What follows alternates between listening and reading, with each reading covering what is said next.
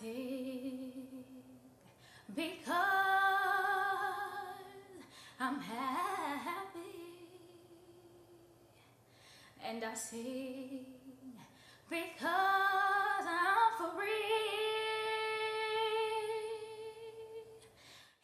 You don't mind me calling Nathaniel? Or Call me Nat, Nate, and Nat or Nate, either one. Okay.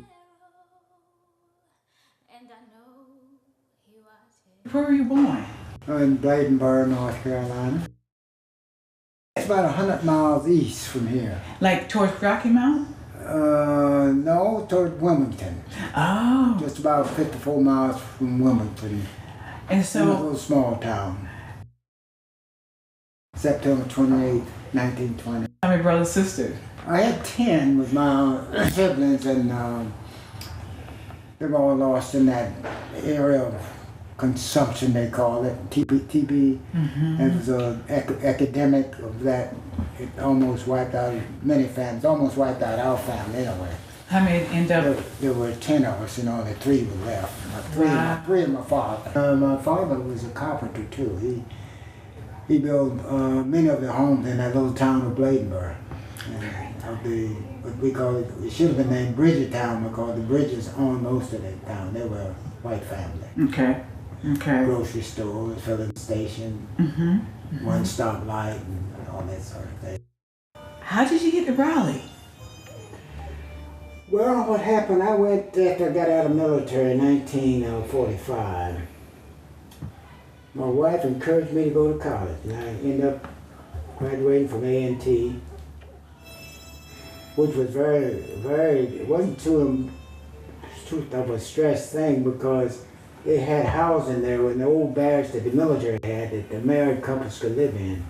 So I moved my family there, and I worked part-time in the evenings and went to school in the daytime. My wife died in '64. I had applied for the Peace Corps, and I wanted to find an English-speaking country, and that wasn't easy to do, when you're going overseas. So they found out that I could fit in Liberia.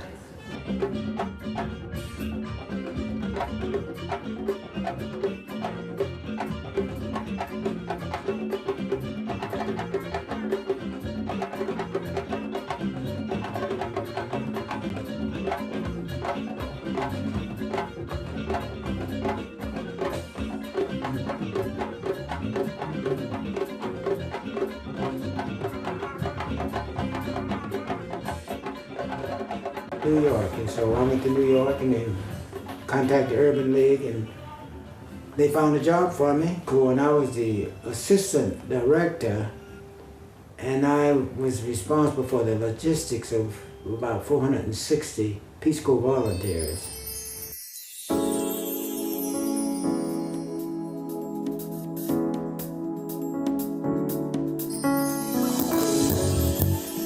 Well, it just shows you that there's no place like home. Mm-hmm. But when the job openings came up, when the people retired, able to sell their homes in northern part or wherever they were moved to, or migrated to, they'd have enough money to come back. Because I left that job in New York and Long Island on the 15th of June 1970. I am so curious of the secret to your longevity. You could for yourself. So what's some of your favorite dishes? Cabbage and fish. I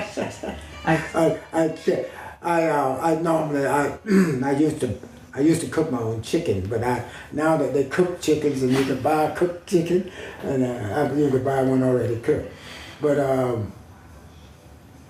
I like vegetables, and I don't eat, maybe once in a while I eat some beef, but that's at a restaurant or something. When did you start exercising to this level? Or you always exercise? Well, I've exercised ever since I was in high school, in the military. You don't exercise there anyway. But I had a bypass in 2001. A heart bypass? Quadruplet. Fast walk on the treadmill. I used to do it for an hour, but consciously told me, said, you know, you're getting older. You don't have to do it that long. So I cut it back to half of that, 30 minutes, near 30 minutes. And I get on the weights, use the weights, try to keep my muscles tighten up, keep the arthritis away from. I'm into church work too with my church. And I refuse to let myself get to the point that I don't have anything to do. I try to find something to do. Join up with something, you know. That's it. Keep active. And somebody said, how you stay so young? I said, I hang around young people. Hand it to me. Well, that is it. Thank you. Thank you.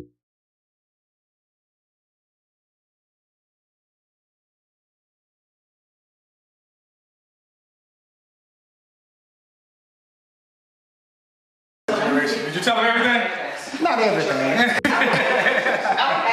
Not everything.